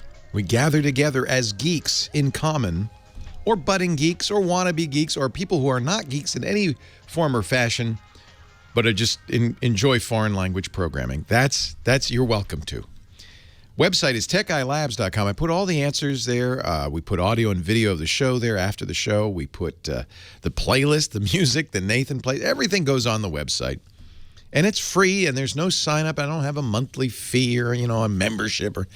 No, I'm not that sophisticated, to be honest. I just, it's a website. You go, you click, you enjoy. techguylabs.com. Good to write that down, though. That way you don't have to write anything else down while I'm talking, because James DeRuvo's there. He's scribbling it all down as we talk. And then Josh Windish in my office, he puts all the extra stuff in there. And you are invited to comment as well. If you hear me say something or you have something to add. We were talking with Jim in in Orange County, who is a business owner and has discovered that you get charged extra if you're a business owner for your phone and your internet. Well, howdy doody. It's called business service. And I guess the rationale AT&T and others have is that, well, we have to provide a higher standard of service to businesses, except they don't. But that's another matter entirely. So you think the DSL solution that they're offering, you're not crazy about that. And nobody else can. 3 megabits, that's not very fast. So what else? Have you looked into other choices? We have. Right now, AT&T is saying that they could install a fiber, which would be 10 megabytes down, 10 megabytes up for an incredible value at $650 a month. Wow! But that, you know what? That is a value if you compare that to the cost of a T1 line even 5 years ago, which was 1/10 the speed. So that's why it's in their head that $650 a month is a good deal. In fact, it is a good deal. We spend thousands of dollars a month on internet access. Of course, I have an internet business, so we have fiber from our cable company, from Comcast. We have DSL from 2 different providers because redundancy is important, and we spend a lot of money for that. And we have, I think, 150 megabits up and down. So $650 sounds like a good deal to me, but I understand that's probably more than you want to pay. Plus, and I don't know, if the fiber isn't already on premises, you'll have to pay a fee for them to string the fiber in. Actually, it's not installed, and they said they would do that for free. Oh, they installed it to the building next door recently. Okay, so it's easy for them to get it over there. Right. Yeah. We're faced with we actually paid thousands of dollars to have Comcast trench down the street, a long way to put fiber into our building, and all the businesses along the street are grateful because they all now have access to fiber, and they didn't have that before. Right. Well, Time Warner says they can come out and do a site inspection, but their closest hookup is 390 feet away. Yeah. So they'll probably want to charge an arm and a leg for trenching also. Be worth asking. Anyway. True. Yeah. But one option I found yesterday, which intrigued me, is called microwave. Yeah. And they're promoting a 5 down, 5 up service for $3.99 a month, which is... If it's a consistent 5 down and 5 up, that's probably all you need. I mean, what is the business? Well, it's a used motorcycle dealership. So people aren't coming in there to surf the net. You're using it for your credit card transactions, for your own, internal use. Maybe you use QuickBooks or whatever online. I find... Well, yeah, all of our systems will be software as a service system. So yeah, but that's fine. 5 megabits is fine, unless you have a dozen employees all using it at the same time.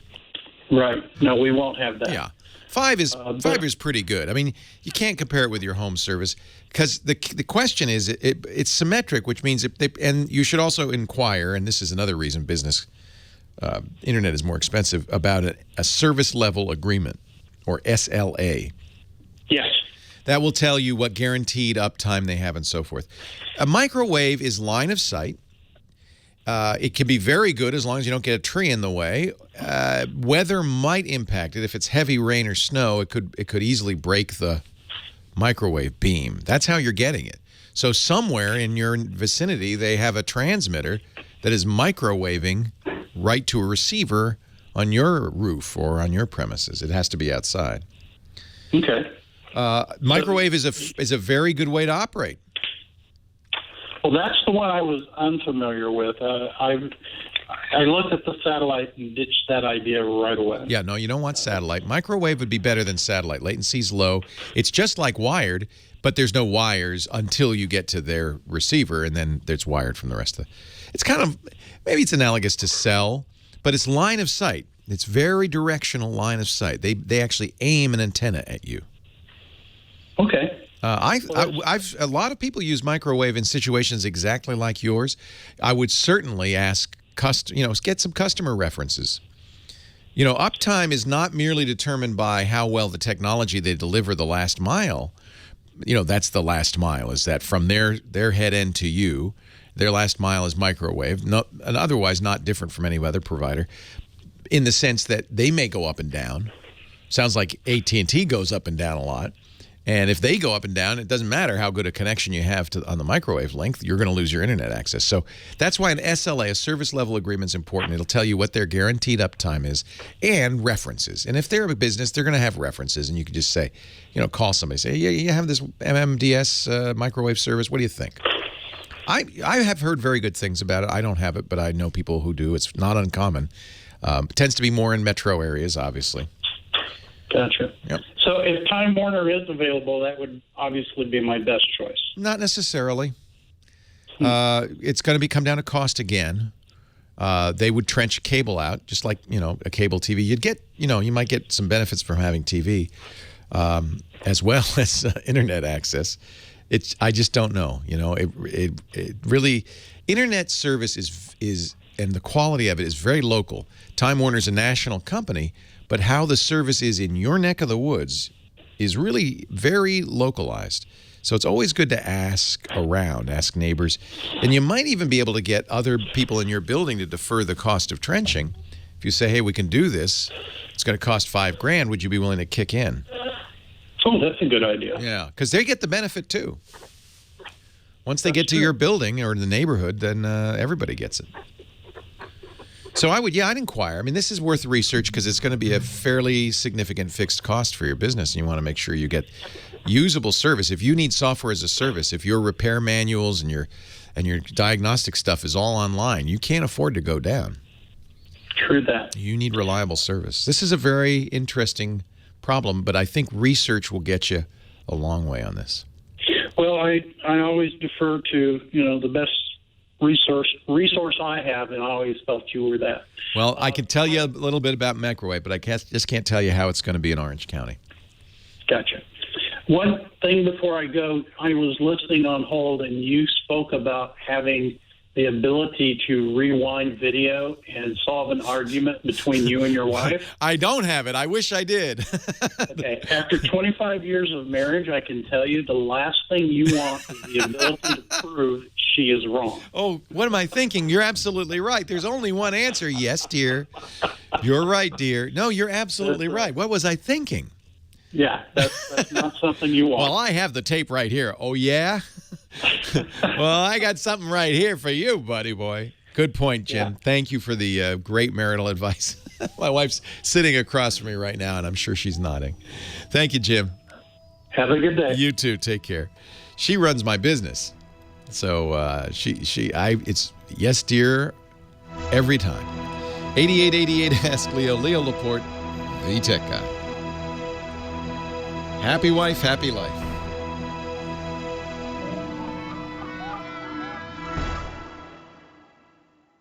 Leo Laporte, the tech guy.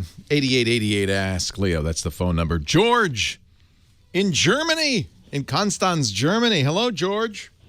Hi, Leo. How are you doing? I'm wonderful. Glad to have you listening on the internet. Yeah, thanks. Thanks for having me. I have a question, and I'm running into problems with my iPhone. I'm a native Unix and Windows guy, and it's the first piece by Apple, or I bought by Apple, and I'm becoming familiar with it. And today I recorded some videos, and I wanted to use the native Apple iCloud photo library possibility to load the stuff up, but it's not doing. I've enabled everything I could enable, but it does not occur. It does not arrive on the iCloud first after something like 3 hours. What? Yeah, exactly. That's also what I have mentioned to myself. You said the same thing. What? So, yes, exactly. Of course, Apple wants you to use all Macintosh, but this is not, all Apple products. This is not an issue of Apple products because you can't even get it to the cloud. So syncing to your PC or your Unix box is secondary to all this. So Apple has this new app they call Photos that's replaced iPhoto on both the phone and the desktop. And the idea is you don't have to, but you can have it do a sync to the iCloud photo library. It means it'll upload all the originals from your phone, video and stills, to the cloud. You can go see it at iCloud.com, log into your account. And if you have appropriate software on your Windows or your Mac, it'll synchronize down to your computer. Or you can just download it from iCloud.com.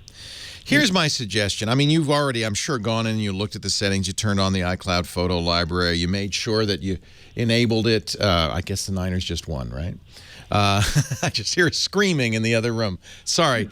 I know your football's a little different than our football, but I think you have the same reaction when your team wins, right? Yeah. So you make sure that's all turned on in the settings and so forth. I'm not sure what the issue is. I can say that there are other choices. For instance, and maybe even better for a Unix/Windows guy, I use Google's Photos, same name, different service. Does the same thing. You take a picture, it synchronizes it up to the cloud. You can choose to have a smaller version. If you use a smaller version, they give you unlimited storage. And by the way, it's a pretty good version. It's just a high-quality JPEG. But you can also store originals. It's a little less expensive than iCloud storage. And it will synchronize down on Windows. If you have Picasa or Google Photos, it will synchronize to that. So I would try it with another service just to see. I'm sure there's some setting in there. You know, you go to the photos and camera area of settings. You make sure that I presume you've got all these settings, right? The iCloud photo libraries turned on.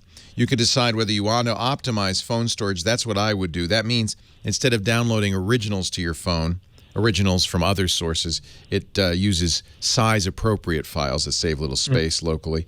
Upload to my photo stream has to be turned on as well. That's automatically upload new photos and send them to all your iCloud devices when connected to Wi-Fi. Do you ever connect to Wi-Fi? Yes, it is permanently. Okay. Yeah, and I think I will give also Dropbox another chance here to make this thing be done, because I originally wanted Apple to make their money there, and but if it does not run, okay, well, the heck with it, right? So you have many choices. There's Google. You mentioned Dropbox. Microsoft OneDrive also works. Flickr. So many companies now are doing Amazon. I don't know about in Germany. In the States, all of these services offer either low cost or free. Amazon offers free photo storage, unlimited. Flickr offers 1 terabyte free. That's virtually unlimited. As you mentioned, Dropbox you pay for, iCloud you pay for. Google you could or could not pay for depending on the quality of the images. I use all of them. Because, boy, I don't want to ever lose a picture, right? And why not? So I have copies everywhere. I'm never going to have to worry about backing up my photos again. A lot of this is going to depend what you're doing on the desktop. You want to get them to the desktop? Yes, I am. So I will. Dropbox would probably be a good choice. I don't know what they have available on Linux. I will dig it out, so that's no problem. I only wanted to hear your approach, and you have just mentioned it. You are on all. I use them all. Available. I use them all. And it maybe you've run out of iCloud storage. You know, they only give you a couple of gigabytes for free. Then you have to pay for it.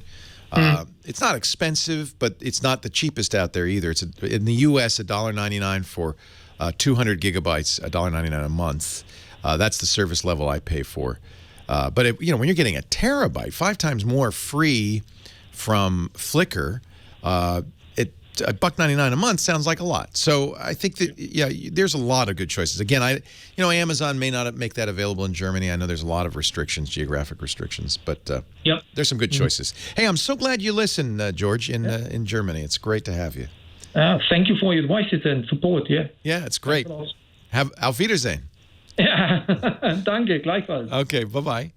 I love it. We're in a great time for photographers. Unlimited storage from a variety of services. If you're an Amazon Prime member, you get free unlimited storage from them. You should always look and see, are we storing originals? Are we storing reduced quality? Google unlimited free storage for reduced quality, although, again, I don't notice a big loss in quality. One of the things I like about Google Photos is lots of features built in, things like automatic categorization of photos. It can see that this is Paris or this is Lisa, and it will automatically categorize those. It'll automatically do some transformations. It'll say, hey, I just made a black and white out of that picture. Right? What do you think? And this is all done programmatically by computers. You know, Google loves doing stuff like that. I like those features. Some people may say, well, I don't want my photos on Google's cloud. Understandable. then there are other choices too. So lots of choices out there. There's a good time to be a photographer. Unless you're shooting film. And then all bets are off. Bob in San Jose, Leo Laporte, the tech guy. Hi, Bob. Hey, how you doing? I'm wonderful.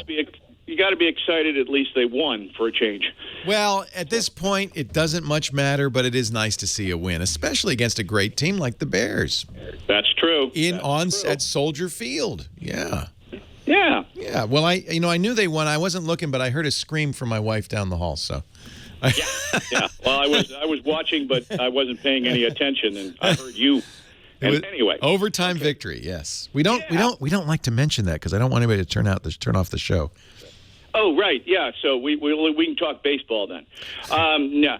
Okay. So what I'm doing here is I have a video recording studio where we shoot videos that go up, or we do podcasts out of those, or video podcasts and webinars. Oh. And kind of like me, only you make money. Yeah, maybe. Not really sure about that part. Yeah, that's the hard part. Yeah. So we, got camera. Heil mic, for the podcasting. Oh, yeah, that's what I use. Right, green screen background. So, I mean, we've got one camera set up, and everything seems to work just fine. Now, what they want to do is they want a second camera. Oh, boy. And, at the, right angle. Oh, boy. Right, so they can do the second thing. So I said, okay, we can probably do that. We set up a second PC, and do a full recording. Hang on, because I got to take a break, but hang on. Okay. We'll finish this story. The case of the green screen camera when we return. Leo Laporte, the tech guy. We're talking to Bob in San Jose. He has. So, what is your business? I'm intrigued now. Oh, it's training, internet marketing for software products and so forth. Okay. All right. And so you have a little video studio. You got a green screen. The nice, anybody who's seen a weather forecast has seen a green screen in action. The weather forecaster's looking at a piece of green wall, but with the magic of television, they can put a map up there. And green screen allows you to have any backdrop you want behind you. So it's a very affordable and easy way to build a set, in effect. Yeah, so when we're doing our recordings that are not live, being presented out over the internet or anything, all right, we've just done it with the one camera, PC, Camtasia, edit in Premiere afterwards. Right. Now I've got the second camera, so I figured set up another PC with Camtasia to record. No. Now we're getting more complicated. You need a switcher. Because the problem with the green screen is if you switch cameras and the green screen doesn't have a equivalent switch in background, it's going to be extremely disorienting to the people at home. They're going to say, well, how come I'm looking at the guy's side, but I still see the same front-on picture on the green screen? Right. I think you're already seeing this problem. Yeah, because then we'd probably use a mural that's on the wall or something. It's just to get that side view. My biggest problem is trying to do the audio.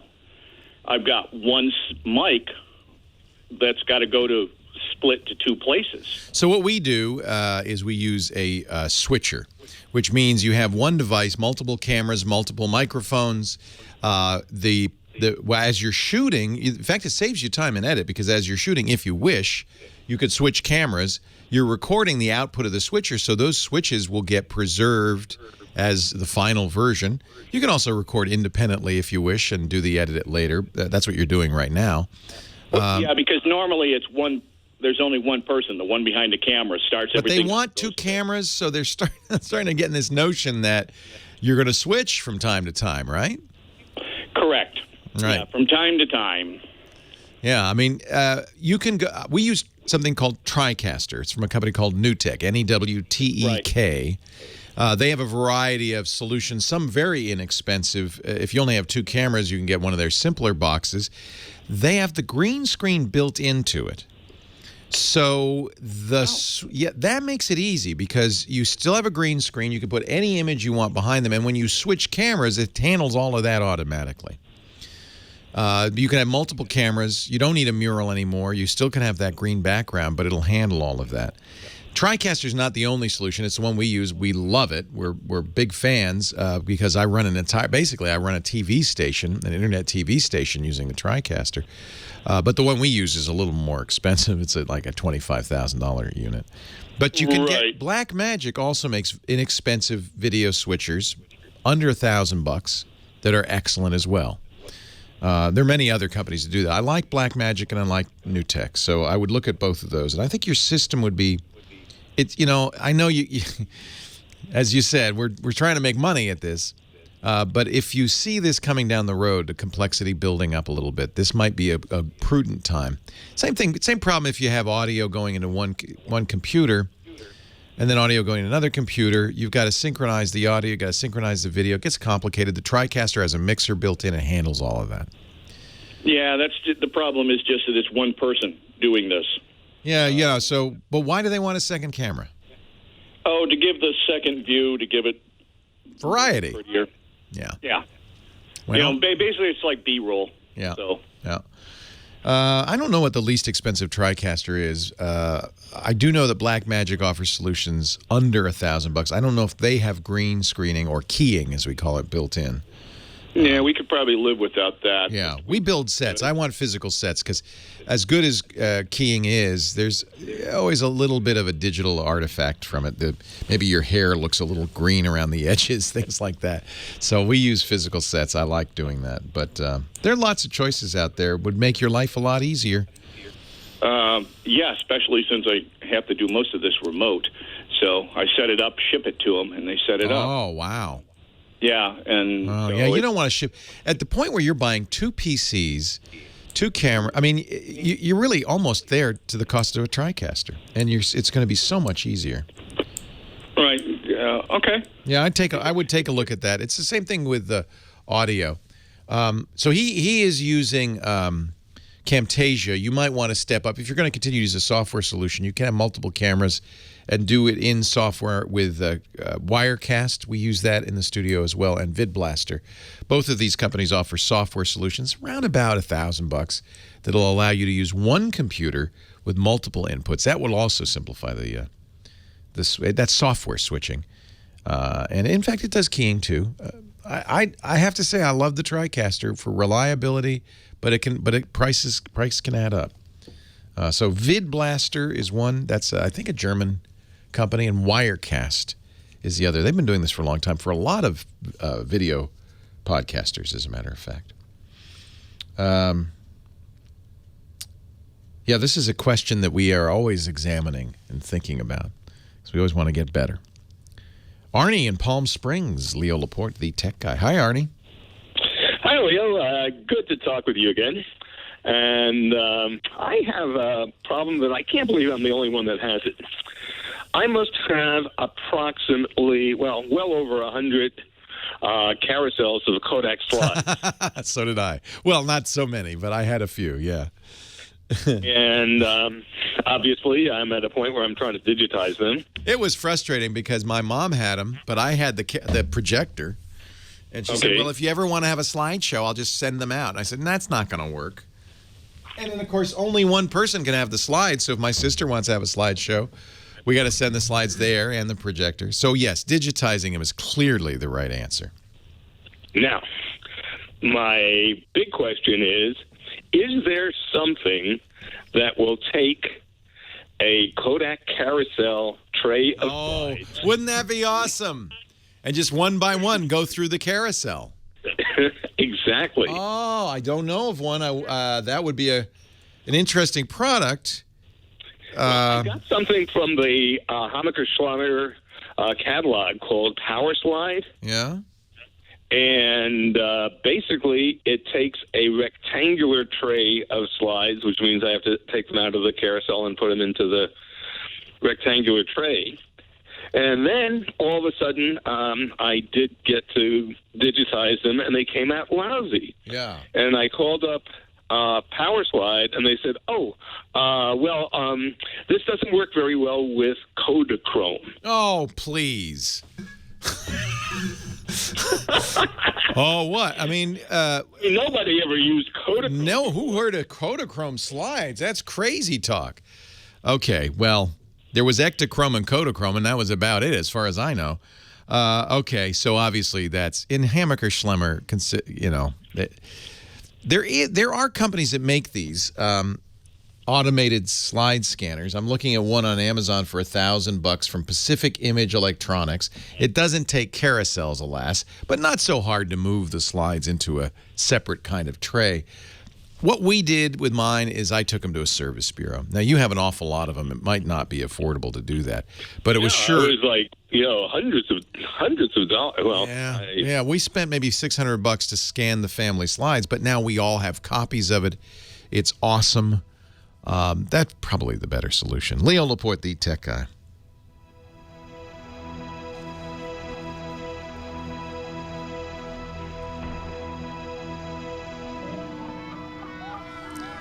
Yeah, it's an issue of cost, and I understand why you would, say, well, can I do it myself? But then remember, the cost of doing it yourself is, have to buy the device and then the time and the annoyance. And one of the things, we got the service bureau, they cleaned the slides before, so that all the dust was gone. They did color correction on them. They came out fantastic. And then everybody got a CD, so my sister has them, my mom has them, I have them. It's really great. So I think given the amount, what's your time worth? Now, you could also go through the slides, pare them down. Surely you don't want all of those slides. Our show today brought to you by Gazelle, the great online marketplace where you can buy as well as sell used gadgets. Gazelle is the place we always go to trade in our old devices for cash. If I have an old phone, instead of throwing it in a drawer, that's crazy. I wouldn't do that. That's like throwing a $100 bill in a drawer. I'll go to Gazelle and at least get a quote. Those quotes are guaranteed for 30 days, so you can find out exactly what your device is worth. Once you get the first quote, though, don't stop there. Get all that stuff gathering dust. Put them in Gazelle. Once you decide, all right, I think this is a good deal, and you can take up to 30 days to do that. You can decide never to use it, but if you decide, you press the button. They send you a box because they pay the postage. They turn it around fast. They'll wipe data if you forget to, so you don't have to worry about privacy. They even buy broken iPhones and iPads, so sometimes you can't wipe the data because they're broken, but they'll do it for you. And they'll give you a great price for it. They'll send you a check, or if you're in a hurry, get PayPal. If you buy a lot of Amazon stuff, I would go with the Amazon gift card, because the Amazon gift card, they bump 5%. Nice. And incidentally, Gazelle's great. We've had this happen twice now. We got the initial quote, sent it in, and they said, no, you know what, it's worth more than that.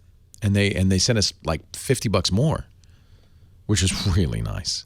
Gazelle. Now, you might say, well, what happens to all that great stuff that gets sent to Gazelle? The very best, the creme de la creme, they sell in their certified pre-owned store.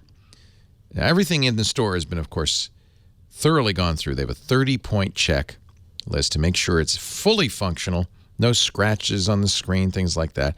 When you buy a device at Gazelle, and they sell iPhones, iPads, Samsung Galaxy phones, when you buy a device, you're getting a great price, and you can choose from the variety of qualities. So you can get it fair, good, or excellent condition. Of course, you're going to save money. But even the fair is fully functional. It just shows a little more signs of use. And if you're replacing a lost or broken phone, it probably is I'm sure it's no worse than the original. Great for getting a phone for a kid or a tablet, first tablet for somebody.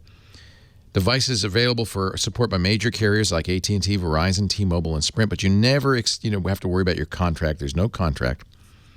Gazelle, Gazelle.com. Give new life to used electronics. Trade in for cash or buy certified pre-owned.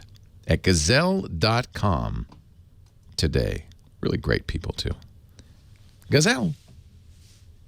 Leo Laporte, the tech guy, 8888 Ask Leo. Well, the chat room to the rescue. There is a company that sells a device that will take your Kodak carousels and scan those slides in at a high speed, 30 slides, they say 30 slides a minute, only costs a very reasonable $3,395. So this would make sense if you're doing a lot of them. And maybe if you have an assistant. 5,600 pixels per inch. You know, remember, you want to clean the slides before you do it. You might have to do some retouching once you get them digitized. But there you go. There is a solution. Slide Snap, SLIDESNAP, pro.com. And the light version is a little bit less expensive. Doesn't probably do as much. It's $26.95. It's kind of a purpose-built thing. 15 slides a minute. That is great. If you had a lot, or you were doing a service bureau, I think this might be worth it. Slide Snap Pro. Thank you, chat room. That's a good deal. It's not cheap, but if you had, see, that's the thing. We only had, what did we have? 20 maybe carousels, maybe not even that many.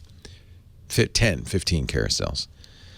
So it was cheaper for us, and certainly a great time saver, and we got great results sending it to a service bureau. My sister is in Rhode Island, and she found a company, since defunct, alas, run by students at the Rhode Island School of Design, and they did a great job. Great job. They scanned them, they cleaned them, as I said, they color corrected them, and we now have those images. But and I've used Scan Cafe as well. That's another choice. I have not used them for slides, so I don't know how they do slides. I just got my mom a box. You can go to scancafe.com and buy a box, like a shoe box. And they say it's a flat rate, stuff as many pictures as it'll fit. So mom's doing that right now. She's going to send that in. She says, will it do slides? I said, yes. She said, we'll do prints? Yeah. I said, anything, whatever you can fit in there. And then they scan it. And I've heard good things. Scancafe.com. And then, you may find a local photo shop that does this as well. Jim in Morrison, Colorado. You're next. Hi, Jim. Leo Laporte, the tech guy. Hi, Leo. This is Jim. I have a question regarding Windows 10. I'm thinking of going to Windows 10, and I need a program that will do what the Windows Media Player did on Windows 7. Yeah, so does everyone. So Microsoft told us that they have telemetry that tells them how many people have launched Windows Media Center. They say it's a tiny number of people. And of those people, almost all of them didn't use it. They just launched it probably by accident and closed it. They said not enough people use it for us to keep it up to date. And they hadn't, in fact, updated it for years, since 2009, I think, 6 years. So they finally decided with Windows 10, look, I mean, with Windows 8, you could download it. It wasn't updated. It was still a 6-year-old product, but you could at least download it and use it. With Windows 10, they go so far as removing it. If you're upgrading a Windows 8 machine and you have Windows Media Center on there, they remove it. So, yeah, there's a lot of demand, I think, for people for something that can replace Windows. Now, you're saying Media Player or Media Center? Well, I think it's the Media Center. That's what I think, yeah, because the player is still there. Yeah, what I do is I rip CDs that I own to the computer and then sync them to a SanDisk MP3 player. And music only? No, these are actually audio books. Okay, but they're audio only, right? There's no video. That's correct. Oh, yeah, there's plenty of great solutions there. The people who want a replacement for Windows Media Center, they want that lean-back experience where they can DVR programs and have a channel guide and all that. What you're asking is easy peasy. Because really all you're doing is ripping a CD, that is copying the contents of the CD to your hard drive in a form that can be played back, and then putting it on a device to play it back or listening on your computer. That's a simple thing to do. There's lots of programs that will rip CDs. Well, what I found is that, yes, I can rip the CD easily and convert it to an MP3 or a WMA file. Right. And then transfer it to the SanDisk, but in the transferring of the SanDisk, it doesn't seem to be exactly compatible. It's not playing back. Interesting. Where are you getting the audiobooks? They're not copy protected, are they? No, I own them. I bought them. Okay, and you're taking them off a CD. Yeah. You're making them MP3. Yeah. You should be able to literally just mount the SanDisk. Put it in. Is it a thumb drive? The SanDisk? What kind of memory card is it? It's the SanDisk Clip Sport. It's a USB thumb drive. Right. Yeah, and you just no. It's a player. Yeah, I understand, but how do you connect it to your machine? Through the USB. Yeah, and you see it when you connect it on the USB. You can actually see it. It mounts on the desktop, right? Yeah, absolutely. And are you just dragging files over to it? Yes. Okay.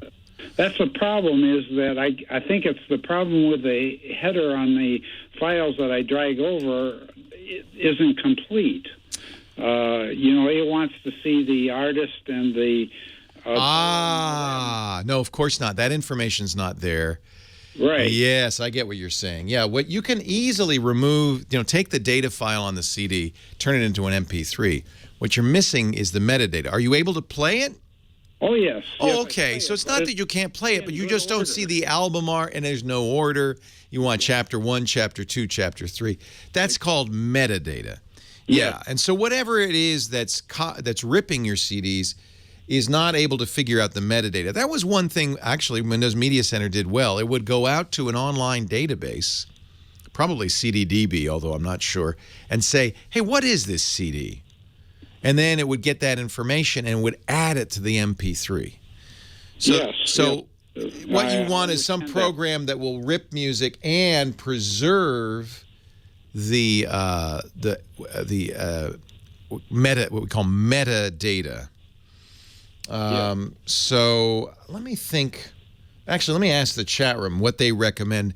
iTunes, for instance, on a Macintosh does this. You could install Apple's iTunes. It would do that. Yeah, but I don't think Apple's iTunes would be compatible with a SanDisk. Oh yeah. The SanDisk, you can make MP3s with iTunes. So SanDisk will play anything that's an MP3. Let me look though. What we want is probably Media Monkey would do this. This is my favorite, by the way. It's free. Media Monkey. But what you're looking for is something that will take the CD and then go out and get the information. See, it's not on the CD, believe it or not. That information, the author, the chapter, and all that stuff, that's not there. That's there's no way to encode that onto a traditional audio CD. So what they have to do is go online to a database and say, okay, there's 8 cuts on here. These are the different lengths of the cuts. Do you have anything that matches that? And that's literally what they do. And then they're able to look it up and say, oh, yeah. And in fact, sometimes I bet you've had this happen with Media Center. They'll say, well, either this is Joy to the World by Three Dog Night, or it's Master and Commander. We're not sure which. And then you click, it's Master and Commander. It's not a song. And then it says, okay, good, we'll put that information in. Yeah, I've gotten some really weird Yeah. Express Rip CD Ripper. Write down some stuff. We'll put this in the show notes, too. Will automatically fill out the data by going to CDDB. You want something that will go out to these databases and find it. Well, actually, I just want to name it myself, just the title. Oh, that's even easier. There's some very good software that will allow you to add tags to MP3s. You rip it as MP3s? WMAs. Don't do it anymore as WMAs. That's very Windows specific. That's a proprietary format. You'd be much better off using MP3s. Quality's the same. Yeah, but it's not as compact. Yeah, you can make it as compact. Mm-hmm. So, again, my recommendation is Media Monkey for all this, for ripping, for modifying tags. I've used a program called MP3 Tag. I can't remember. I've used it for so long. I don't remember if it's free. Yeah, it's free. And it allows you to do mass tagging of MP3s. It doesn't do WMAs. I take it back. It does do WMAs. So, and since your SanDisk clip will read WMAs, you can go ahead and continue to use that. And it allows you to do, for instance, name all the files with the name of the book and then modify it as needed. Okay. All right. Hey, I thank you. Very good. I thank you for the call. We've run out of time. I wasn't paying attention. But have a great Geek Week. Thank you, Nathan Staten. Thank you, Heather Hammond. I'm Leo Laporte, the Tech Guy. We'll see you next time. Well, that's it for the Tech Guy Show for today. Thank you so much for being here. And don't forget, it's just the tip of the iceberg. We do nearly 30 shows on the Netcast network. It's called TWIT, T-W-I-T. It stands for This Week in Tech, and you'll find it at twit.tv, including the podcasts for this show. We talk about Windows on Windows Weekly, Macintosh on Mac Break Weekly, iPads, iPhones, Apple Watches on iOS Today, security on Security Now. I mean, I can go on and on and on. You even get your daily dose of tech news with Tech News Today and Tech News Tonight. And, of course, the big show every Sunday afternoon, This Week in Tech. You'll find it all at twit.tv. And I'll be back next week with another great Tech Guys show. Thanks for joining me. We'll see you next time.